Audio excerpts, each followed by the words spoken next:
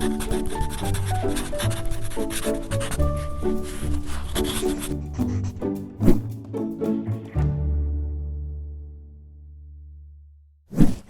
I'm Dawn Durham, and welcome to PaTTANpod. A key predictor for academic success is a student's engagement in the learning. Having our students engaged and participating in their daily learning is a key component of a successful classroom. Dr. Anita Archer is joining us today via Zoom. Dr. Archer, thank you for taking time to talk with us about why it is important for students to be active participants in our classroom. You exemplify the craft of teaching, so having you here to share your insight on active participation will be beneficial for instructional leaders and practitioners in the field. Thank you for joining us today. Thank you. It is an honor to be here with PaTTAN Podcasts. Thank you. So I want to start off, just to kind of give us a framework of what we're talking about, I want to start with the importance of active participation. Why is it important for our students to be actively engaged and be a participant in the learner for our classrooms to be successful? You know, of all of the attributes of effective teaching, I would put active participation as number one because of what it does in the classroom. And when I go into classrooms where it is truly interactive, I say something, you say something, I write something, you write something, I do something, you do something. Here's what I see. First of all, it creates a much more positive learning environment. The students are engaged. The students feel accountable for being present. The students have more appropriate behavior. And there is more teacher-student interaction, thus better teacher-student relationship. The students have to participate if we are going to anticipate learning.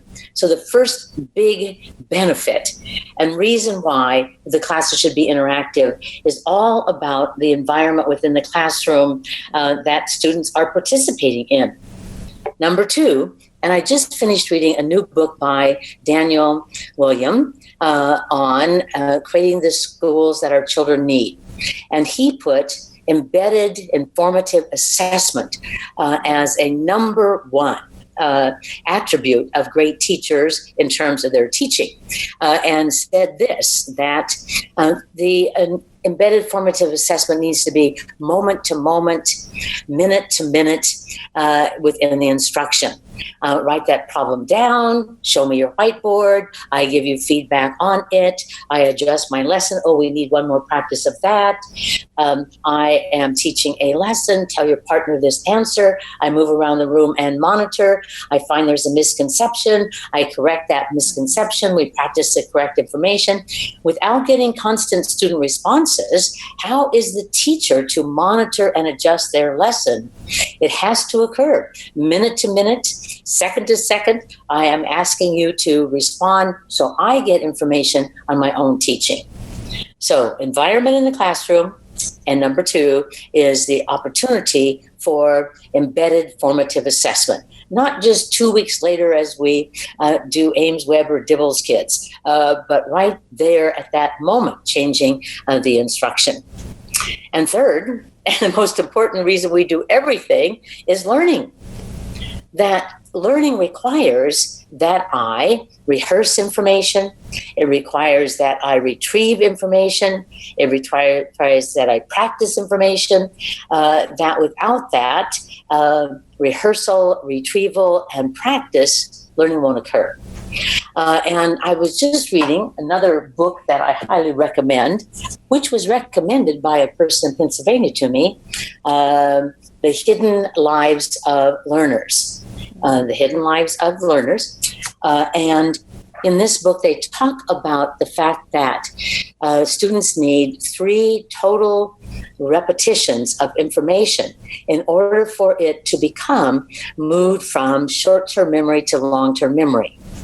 And so that's another reason that we do active participation. Now, one of their examples was learning just one simple thing, that Antarctica has very little precipitation and is basically defined as a desert.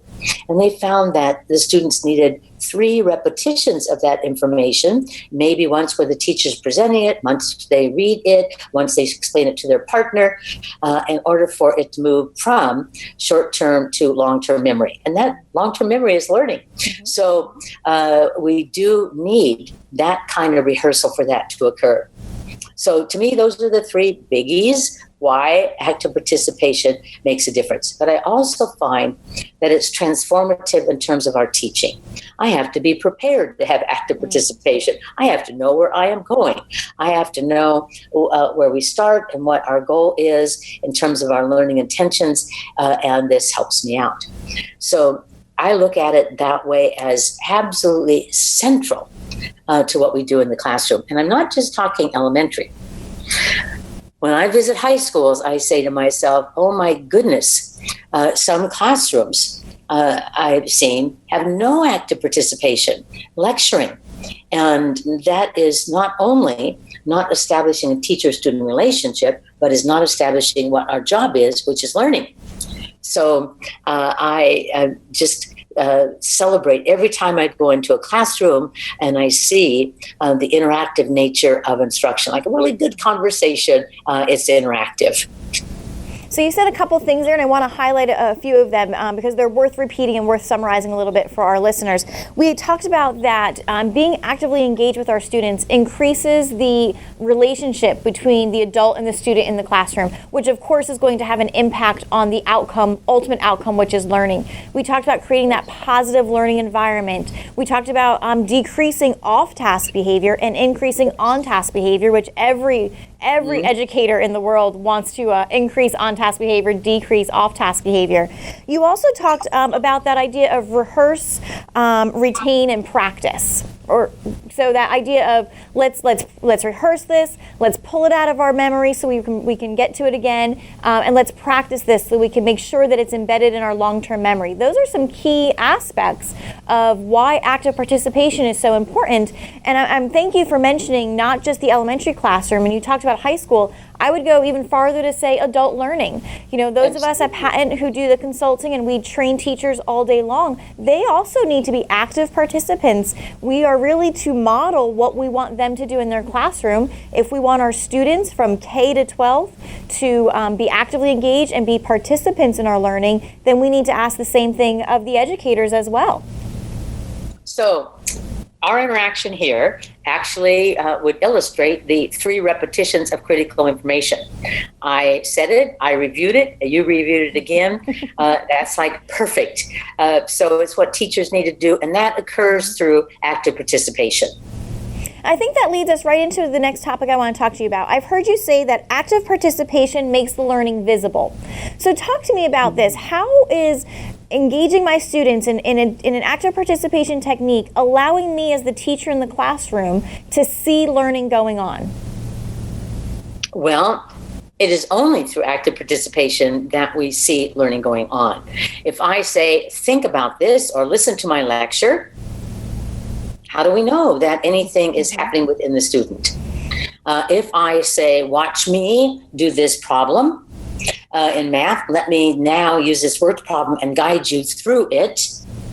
Now you do it, maybe even on a whiteboard, and show me. Now I know, did you get it or not? And thus I can adjust my instruction. And so when I have you say an answer to a partner, and the partner mirrors back what you said, and then I have you stand and deliver and tell the class, again, I can tell if you have it or if you don't have it. And so this, everything that we do, you read a passage, you write a summary of it. Did you pick out the most important ideas? How am I to know what you learned from that passage if I don't have some active participation response, some embedded active participation? So it is the key to making learning visible, because upon that we give feedback. Upon that, we give corrections. Upon that, we give praise. Upon that, we adjust our lesson. Upon that, we plan our next lesson. But it's all about seeing what they've learned. And I do think, Dawn, that is one of the challenges, is that I see many times teachers are focused on getting through an activity, but not focused on the big idea of this is what I want them to learn. Are they learning it? And do they demonstrate that they've learned it through their responses? And so it's a movement away from just focused on getting through the activity and a focus on what's really important, learning, that then I can celebrate and you can celebrate and the students can celebrate learning. And that is the glory of what we do, is we're teachers and our job is to ensure learning. And so without seeing it, whether it's they vocalize it or they write it or they act it out or they summarize it, we have to see learning has occurred. And isn't that the human nature? We want to learn. Up to the last moment of our life, we want to learn. And so I think that it is the way we make learning visible so we can respond to it. We need to keep remembering the ultimate outcome is not to finish the lesson, but the outcome is the learning. And we always have to keep that in mind. And you're right, being able to see the learning is certainly a way for us to remember. It's about what the kids walk away with, what they take with them when they leave that classroom versus did I get through 1 through 10 on the lesson plan that looks so impeccable on paper. Absolutely. Right. And so even things such as exit tickets is one example of checking their understanding, checking for learning, which is a type of active participation. And we talked about this already, but we talked about formative assessment and how active participation is really embedding formative assessment. Why is formative assessment so important for us to do? And I think you alluded to it a little bit when you had said, this is our way of adjusting our lessons, knowing who got it, who didn't get it, where we need to go. But expand on that a little bit for me. And when we say that we're embedding formative assessment within the active participation, how is having students engaged really knowing that I can get an assessment out of that piece? So active participation has one of its goals is to be formative assessment, intentionally informative assessment. So I am teaching, let's take a math lesson. I'm teaching a math lesson and we have a new algorithm and I model it and I do it. And then I guide you in doing it. We do it. And then I have a you do it, a checking for understanding, which would be ultimate embedded formative assessment. So I'm looking to see if you have that, if we can move to independent work, or do I need to go back to more guided practice beforehand? So that would be a perfect example of very intentional embedded formative assessment. We are reading a passage and our goal is to figure out what the theme of the passage is, and we use a strategy such as 2 statements and 2 questions, or 2 questions, 2 statements. Was what happened good or bad? Was it why was it good or bad? What did the author want the character to learn? And what did we learn? And so then we fill that in and we come up with the theme. And so my goal is to use that as a way of measuring, are they learning how to figure out the theme for a story? And so it is that process of I am teaching information, I'm having you then use the information, I'm using that response to make a decision. Do I go forward? Do I have more repetitions? Do I go back? Do I have to repeat it? It is being very present in not just getting through the examples, but asking the constant question of, are they learning? So we're keeping that outcome on learning, and we're also making our activities in the classroom, our engagement, our process very purposeful, is what I hear you're saying. Very targeted, very intentional. Very intentional. Excellent. Now, and some types of active participation are better for embedded formative assessment than others. Okay?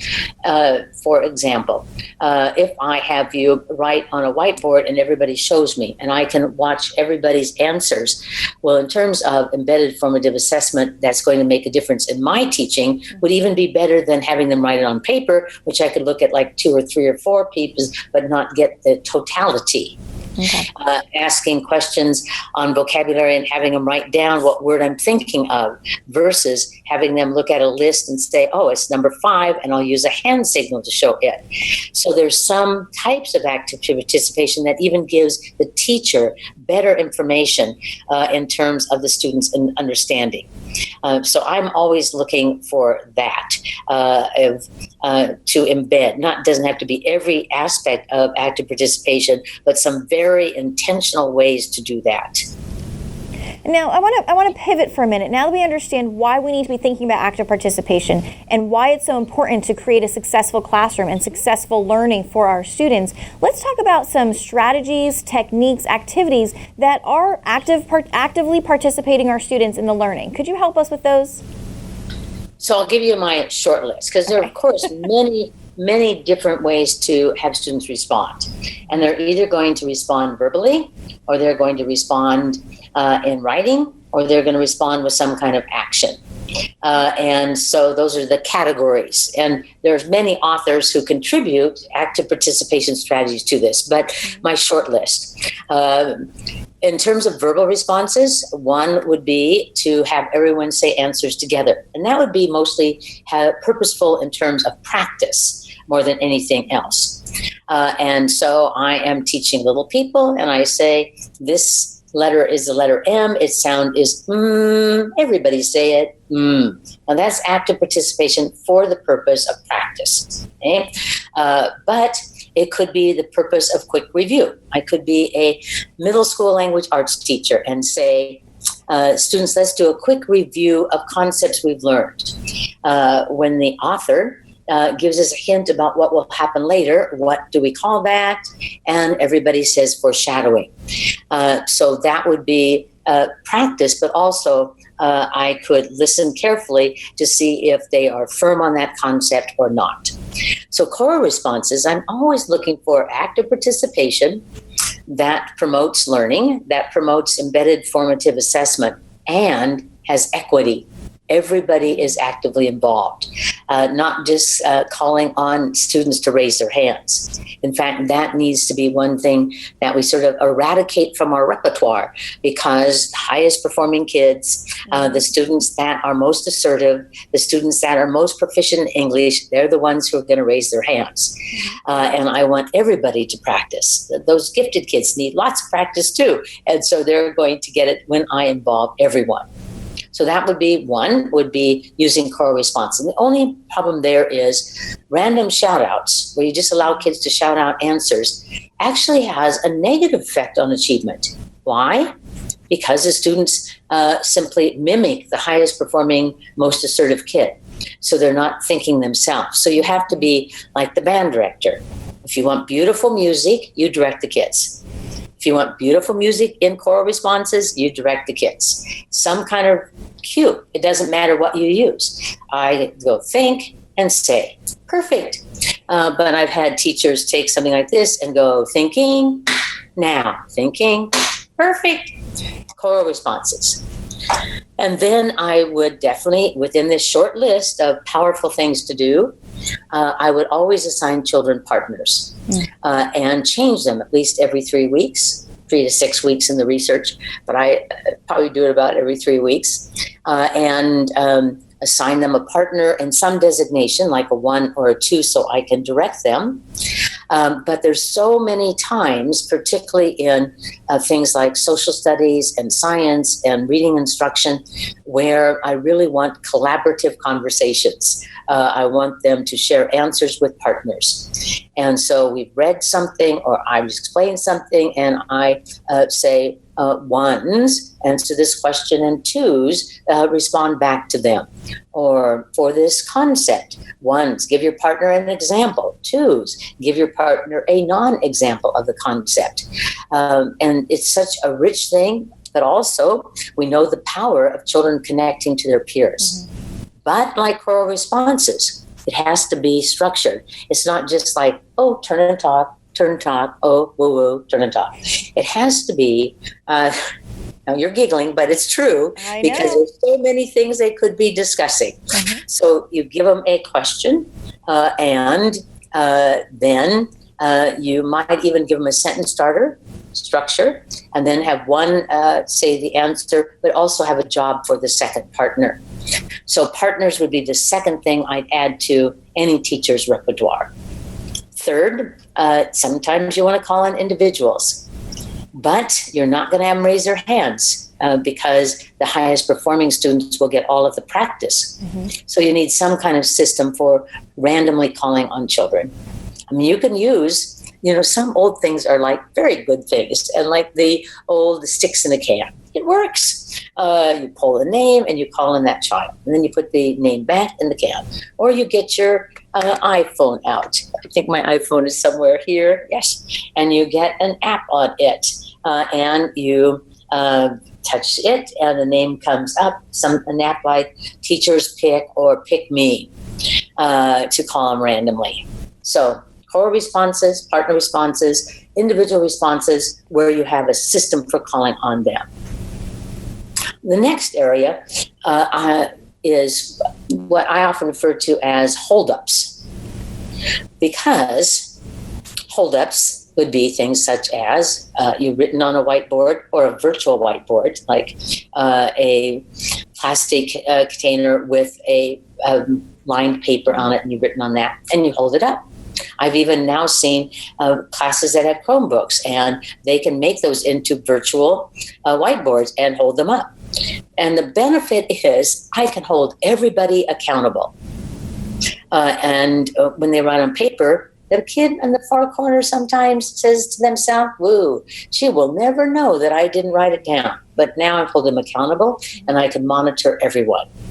Similar, I could have response cards where they held up a response card in response to a question. It could be generic, yes, no, true, false. Could be specific.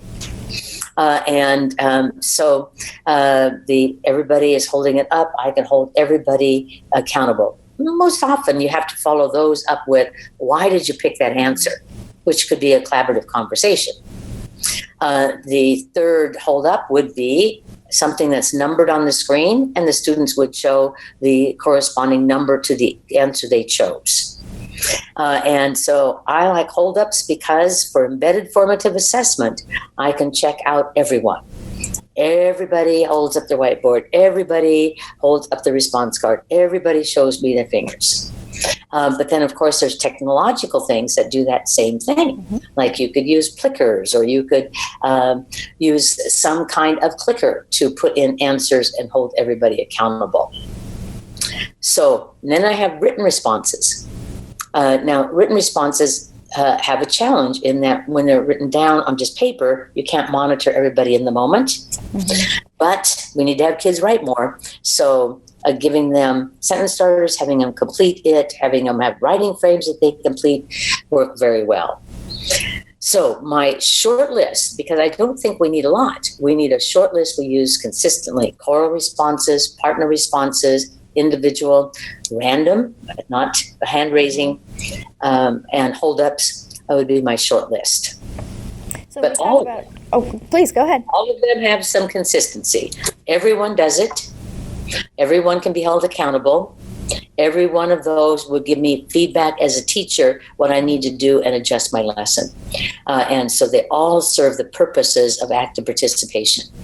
So we talked about those three categories. You can have students verbally respond in writing, or respond by doing an action. But again, you'd said it was purposeful. You have to think about what's your purpose. What is it you want them to be doing? Do you want them to be practicing? Do you want them to be rehearsing? Do you want them to be pulling out information from their long-term memory? That really determines what strategy or technique that you're using for your active participation. And it comes to that very planned piece, very intentional, very targeted, thought-through process that an educator has to go through before they can just say, oh, okay, we'll just have everybody turn around to a partner and talk. And there is something you mentioned there about the raising of the hand of individual students. You know, we get asked this a lot. It's okay to have individual students answer questions as long as it's systematic, as you had said. There is this randomization because, you had mentioned it, statistically speaking, we know that it's the same kids in a classroom of 30 kids, the same 6 will get called on again and again and again. And, little Johnny, who's sitting over in the corner, figures that pattern out and says, well, I can just sit back because she's not calling on me, right? So lack of equity. You want everybody involved from the first day of school. From the very first day of school, active participation has to occur. So you're absolutely right. It has to be extraordinarily intentional. In fact, when I work with teachers, and I just did this last week, who had a new curriculum, and the new curriculum was very systematic, very well designed, except it didn't have active participation. So we sat down and said, here we could get a core response. We're going to put in a symbol for that. Here we could have the kids say an answer to a partner, but we're going to have the second partner say this. Here we could not call on an individual student as recommended in the book. We could rather have us all read it together, or use closed reading. I read stop and you say the next word, or I have them read it to their partner. Again, getting everyone involved. But annotating our teachers' manuals, we have found as the best way to increase active participation, where we actually take that and put in, okay, at this point, partner, here a core response. Here, this will be best if we get on our whiteboards every day for this section of the lesson. And so that it's very intentional. It is not just at random, it's intentional. And if we do it again and again and again as teachers, then we become much more automatic at it. It's just like learning anything else, that we have to move it from short-term memory to long-term memory so that we're automatic in terms of active participation. But it makes it so much more fun for everybody, for the kids, for the teacher, just plain more delightful, because it is an interpersonal, a human interaction. And so it not only increases learning, but it increases the relationship of all the people, all the members of the community, the kids, the teachers, the paraeducators that are present. So we said that planning the active participation in your text, in your teacher's manual, that can be done as a grade level team, not just as an individual teacher sitting there, but as a grade level team. That's a great use of our time, whether it be at faculty meetings or professional development days. That's a very good use for instructional leaders to kind of build that time in for collaborative active participation planning for their educators, for the classroom teachers. I would suggest that it would be the most useful time for all the fourth grade teachers or all of the middle school science teachers with their textbook open, ask that question, because it is usually not embedded in our curriculum materials, and yet it is what we have to design so that those curriculum materials make a big difference. I will mention that in Dylan Williams' most recent book, one of the things he said is he promoted use of textbooks, that teachers need tools to teach by. They shouldn't have to investigate and go to teachers pay teachers and make up their own curriculum, so that we have a common curriculum that in the research actually supports the highest teachers in terms of achievement, as well as the teachers who really need support. So this would be a very good activity for PLCs on a consistent basis. We're going to a new unit. Let's look at the active participation. Yes, would increase the learning for all kids at the school site. And this is a great time of year to be talking about that, because the school year, at least out in Pennsylvania here, the school year has either just started last week or is about to start next week. So this is a great time to be kind of collaboratively looking at that and saying, this is something we want to implement. We want to be looking at active participation. We want our learners to be engaged so that our outcome of learning is that much more successful. So now's the time of year for teachers and partners to be doing this kind of work.